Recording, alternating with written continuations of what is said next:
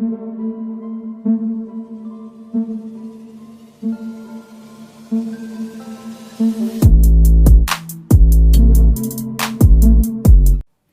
दोस्तों, scary story official में आप सबका स्वागत है। आज की कहानी की तरफ बढ़ने से पहले चैनल को सब्सक्राइब कर लीजिए और अगर कहानी अच्छी लगती है तो प्लीज़ लाइक एंड कमेंट करना मत भूलिएगा। तो कहानी बहुत ही ज़्यादा डरावनी होने वाली है, तो ध्यान से सुनिएगा और अगर कहानी का जो भी पार्ट आपको अच्छा लगता है तो कमेंट बॉक्स में ज़रूर बताइएगा कहानी कैसी लगी। तो कहानी की तरफ बढ़ते हैं। कहानी एक ऐसे हॉस्टल की है जो कि बहुत ही ज़्यादा डरावना है। दिल्ली का एक ऐसा हॉस्टल जो कि बहुत ही पुराना है, लगभग 35 साल हो चुके हैं इस हॉस्टल का। फ़िलहाल तो वो खंडहर है, लेकिन एक समय था जब वो इतना खंडहर नहीं हुआ करता था और वो चलता था। तो उसी समय की कहानी है। तीर्थराज जो कि एक बहुत ही होनहार लड़का था और दिल्ली में पढ़ने के लिए उत्तर प्रदेश से गया था। तो उत्तर प्रदेश के कॉलेज में तो बहुत अच्छे से वो पढ़ता था, लेकिन वहाँ वो बीटेक की पढ़ाई के लिए गया था और कॉलेज अच्छा था पर कॉलेज का हॉस्टल मिला नहीं, तो इसने प्राइवेट हॉस्टल लिया था। और प्राइवेट हॉस्टल वो भी बहुत ही पुराना था और ज़्यादा उसमें सुविधाएं नहीं थी, लेकिन फ़िलहाल के लिए वो ठीक था। तो वो उस हॉस्टल में गया तो वहाँ पर एक दो लड़के ही रह रहे थे, बाकी मकान मालिक जो थे वो दूसरी जगह रहते थे।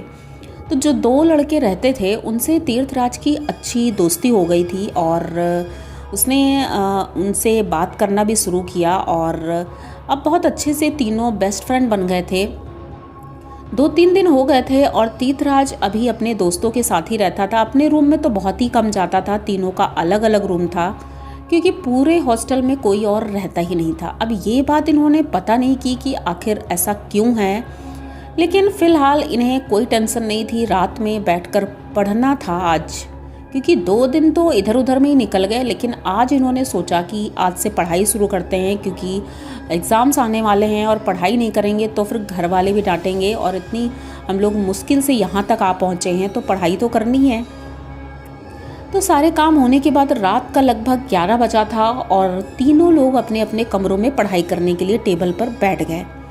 अब टेबल लैंप जल रहा था और ये लोग पढ़ रहे थे। अचानक से तीर्थराज देखता है कि बाहर खिड़की के नीचे जो मतलब ये लोग 2nd फ्लोर पर थे, तो नीचे उन्होंने देखा थोड़ा सा पार्क बना हुआ था। उस पार्क में एक लड़की है जो कि बैठी है, वाइट कपड़े हैं, उसके बाल खुले हुए हैं, वो वहाँ बैठी है और इधर ही घर की तरफ देख रही है। तो तीर्थराज सोचता है ये इधर किसको देख रही होगी। ये खिड़की से झांकता है और इधर उधर देखता है पर कोई और नहीं था। तो वो समझ जाता है शायद ये क्या मुझे देख रही है। तो ये थोड़ी देर तक देखता रहता है। वो लड़की बिना पलक झपके तीर्थराज को देख रही थी। ये बहुत ही ज़्यादा अजीब था। अब ये थोड़ा सा शर्मा जाता है कि कोई लड़की ऐसे देख रही, क्योंकि इसकी कोई लड़की दोस्त नहीं थी तो लड़कियों से शर्माता था ये। तो ये आकर बैठ जाता है। मन ही मन तो खुश हो रहा था कि चलो कोई लड़की है, कम से कम मुझे देख रही है और हो सकता है आगे चल के अच्छी दोस्ती हो जाएगी। अब ये पढ़ने बैठा, लेकिन अब मन तो कर रहा था बार बार बाहर देखूं।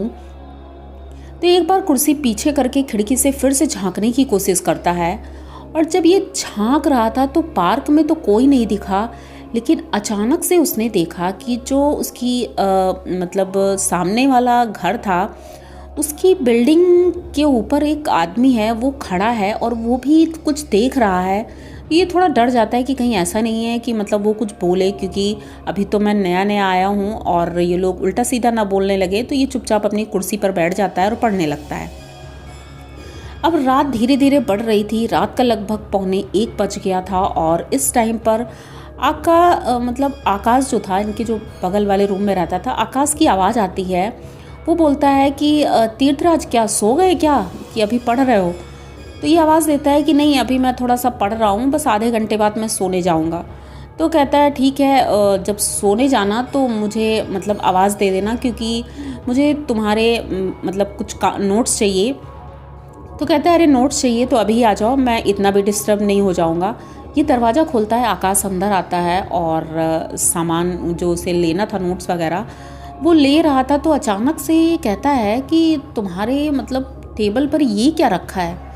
तो वो गौर से देखता है तो टेबल के ऊपर एक जैसे कोई एक मूर्ति सी थी, लेकिन वो बहुत अजीब सी थी, जैसे एक बदसूरत सी काली काली मूर्ति थी और कुछ अजीब ही लग रहा था। कोई भगवान की नहीं थी, ना ही कोई इंसान की लग रही थी, पता नहीं कैसी थी। तो ये कहता है पता नहीं, मुझे तो पता ही नहीं और मेरे सामान में ये था ही नहीं, हो सकता है इस रूम में पहले से पड़ी हो। तो कहता है अच्छा ठीक है कोई बात नहीं, वो अपने नोट्स लेकर चला जाता है। अब तीर्थराज उस मूर्ति को अपने हाथ में लेता है और देख रहा था, तभी उसने गौर किया कि कमरे में कई जगह पर पंजों के निशान हैं जैसे हाथ के। तो पहले तो इसने सोचा था कि शायद मतलब बहुत दिनों से पुताई वुताई हुई नहीं है तो इसीलिए किसी ने लगा दिए होंगे ऐसे हाथ, लेकिन अब गौर किया कि वो हाथ के निशान ब्लड के लग रहे हैं और ये बहुत ही ज़्यादा डरावना था। ये गौर करता है, लेकिन देखते देखते पूरे रूम का ये चक्कर काट लेता है। कई कई जगह पर नाखूनों के निशान खुरचने के और ये सारी चीज़ें थी।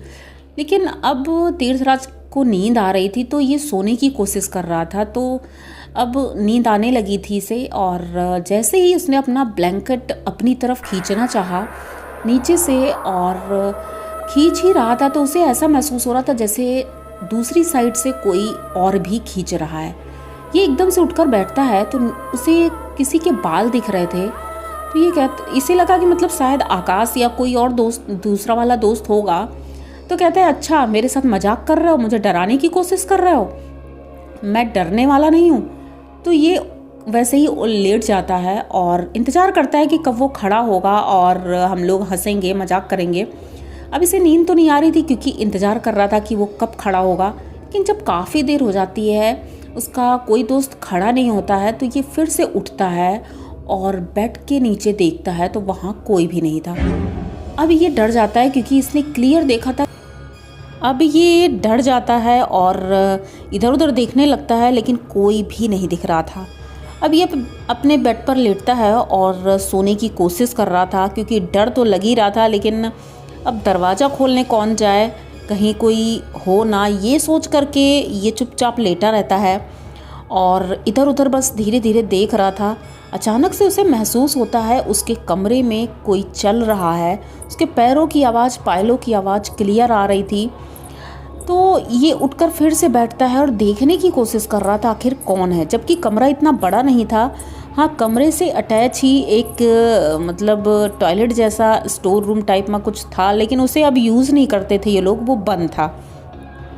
तो इसे लगता है कहीं ऐसा तो नहीं है उसके अंदर कुछ हो और मुझे ऐसे ही लग रहा है। तो धीरे से ये उठता है, लाइट ऑन करता है और उस स्टोर रूम की तरफ जाता है।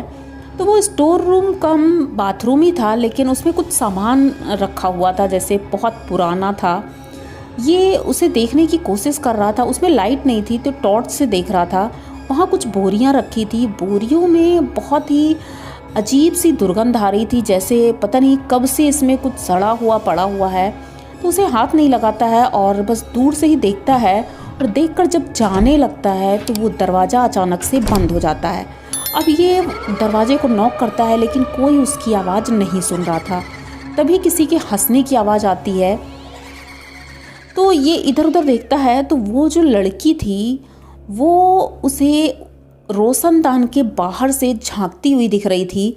तो ये ऊपर देखता है और देख करके डर जाता है। उसकी सिर्फ आंखें दिख रही थी लेकिन लड़की वही थी क्योंकि इसने क्लियर उसका फेस देखा था। तो वो हंस रही थी। तो ये मतलब डर की वजह से जब उसे देख लेता है तो चीखते हुए वहीं पर बेहोश हो जाता है। अब उसे होश में तो मतलब कोई लाने वाला था ही नहीं क्योंकि ये अंदर रूम में था और जो उसके दोस्त थे वो बाहर थे।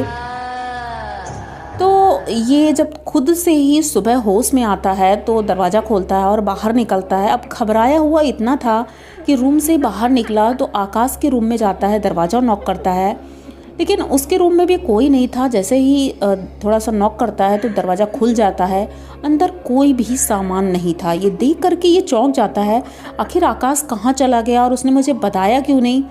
जो दूसरा दोस्त था, कुलदीप नाम था उसका, कुलदीप के रूम में जाता है तो देखता है कि वो भी अपने रूम में नहीं है, उसका भी कोई सामान नहीं है। ऐसा कैसे हो सकता है, ये सोच करके बहुत ज़्यादा घबरा जाता है। अब हॉस्टल से बाहर निकलता है, इधर उधर देख रहा था तो इसे कोई दिखाई नहीं पड़ता है, लेकिन अब ये करे भी क्या, कॉलेज के लिए भी लेट हो गया था। तो ये अपने रूम में जाता है और बैठा रहता है, अपना सामान सोच रहा था पैक कर लूँ, क्योंकि अब मैं इस हॉस्टल में रह नहीं सकता हूँ। दूसरी जगह पता करता है, अपने दोस्तों को फ़ोन करता है, लेकिन किसी का नंबर नहीं लग रहा था। इसी सब के बीच में ही शाम हो जाती है और ये बाहर जाता है, कई लोगों से मिलता है, लेकिन कोई कुछ बता नहीं रहा था। इसे कुछ समझ में नहीं आ रहा था, मैं क्या करूं, इतने बड़े हॉस्टल में मैं अकेले कैसे रहूंगा। अचानक से इसे ऐसा लगता है किसी ने दरवाज़ा नॉक किया है। तो ये अपना दरवाज़ा खोलने के लिए जैसे ही बढ़ रहा था तो इसकी नज़र घड़ी पे पड़ती है, तो शाम का लगभग 7 बज चुका था, अंधेरा होने लगा था हल्का हल्का। तो अब इसे डर लगने ही लगा था, क्योंकि अब एक रात तो बीत चुकी थी और दूसरी रात क्या होने वाला था ये समझ में नहीं आ रहा था। तो डरते हुए धीरे धीरे वो गया, उसे लगा शायद आकाश और कुलदीप होंगे। तो ये जाता है, दरवाज़ा खोलता है तो देखता है कि वहाँ पर कोई नहीं है। नॉक तो हुआ था। तो इसे फिर से कुछ आवाज़ें सुनाई दे रही थी, जैसे कुलदीप और आकाश के रूम में कोई बातें कर रहा है। तो ये जाता है और दरवाजे के सांसे से कुछ देखने की कोशिश करता है, आखिर अंदर है कौन। तो अंदर कोई भी नहीं था, लेकिन आकाश और कुलदीप की आवाज़ें क्लियर आ रही थी। ऐसा कैसे हो सकता है, आवाज़ तो क्लियर है। उसने एकदम से दरवाज़ा खोला, अंदर एकदम सन्नाटा था, कोई भी नहीं था। अब ये बहुत ज़्यादा डर जाता है, नीचे उतरने वाला था तो पीछे तीर्थराज को वही लड़की खड़ी हुई दिखती है जो उसे पार्क में दिखी थी, और वो हवा में उड़ रही थी। हवा में उड़ते हुए उसके बाल इतने बड़े बड़े उड़ रहे थे। उसे देख करके ये बहुत ज़्यादा डर जाता है और तुरंत वहाँ हॉस्टल से नीचे उतरता है, भागते हुए गेट के पास पहुँचता है। तो देखता है पलटकर कि ऊपर खिड़की के पास आकाश, कुलदीप और वो लड़की तीनों की तीनों वहाँ खड़े हैं और बहुत गुस्से से घूर घूर कर देख रहे हैं। उंगली से इशारा करते हैं कि तुम यहाँ से बाहर चले जाओ, यहाँ दोबारा मत आना। ये सुन करके तीर्थराज बहुत ज़्यादा डर जाता है और तुरंत वहाँ से भागता है। मकान मालिक को फ़ोन करता है, लेकिन उसका कोई नंबर नहीं लग रहा था। तो थोड़ी दूरी पर रहने वाले एक अंकल थे, उनके पास जाता है। तो वो बताते हैं कि ये हॉस्टल तो लगभग 10 सालों से बंद है, क्योंकि कहते हैं कि आज से 10 साल पहले उस घर में पद्मिनी और उसके 2 भाई, ये तीनों लोग रहते थे, और एक रात घर में डाकू आ गए थे और उन्होंने चोरी के इरादे से इन तीनों का मर्डर कर दिया था, और बहुत ही बेरहमी से इनकी मौत हुई थी। उस घर में तड़प तड़प कर मरे थे और किसी ने भी कोई हेल्प नहीं की थी। ये लोग चीख रहे थे, चिल्ला रहे थे, और वो लोग मार करके चले गए थे। अब ये लोग कुछ देर तक तड़पते रहे, चिल्लाते रहे, उसके बाद इनकी मौत हो गई। जब तक पड़ोसी बाद में पहुँचे तब तक सिर्फ इनकी लाशें मिली थी, और उस दिन के बाद से लोगों ने हेल्प करके उनका क्रियाकर्म तो कर दिया था, लेकिन उस दिन के बाद से कोई उनके घर में गया नहीं, और इनका और कोई था भी नहीं, कोई रिश्तेदार नहीं थे जो कि उस घर में रहने आते। तो कहते हैं उन तीनों की आत्मा उस हॉस्टल में रहती है, और नीचे तो उनका घर था, ऊपर हॉस्टल बना रखा था। तो वहाँ पर ना ही कोई रहने आया और ना ही कोई आज भी रहता है। तब से वहाँ पर उन तीनों की आत्मा घूमते हुए दिखती है और किसी को आने नहीं देती। जो भी जाता है उसकी मौत तो तय है, लेकिन पता नहीं तुम कैसे बच गए हो। तो ये सोच करके आज भी तीर्थराज बहुत ज़्यादा डर जाता है। फिलहाल तो वो ठीक है और वहाँ से बच निकला है और चला गया है अपने घर। अब उसने दिल्ली से बाहर रहने का ही फैसला किया। दिल्ली से अब इतना ज़्यादा डर गया था कि यहाँ पर मैं नहीं रहूँगा। कॉलेज से भी नाम कटवा लेता है और अपने गांव पहुँच जाता है। तो ये कहानी आप लोगों को कैसी लगी? अगर अच्छी लगी हो तो प्लीज़ चैनल को सब्सक्राइब करिए, लाइक कमेंट करिए, शेयर करिए और बने रहिए हमारे साथ। मिलते हैं फिर किसी नई कहानी में, तब तक के लिए डरते रहिए।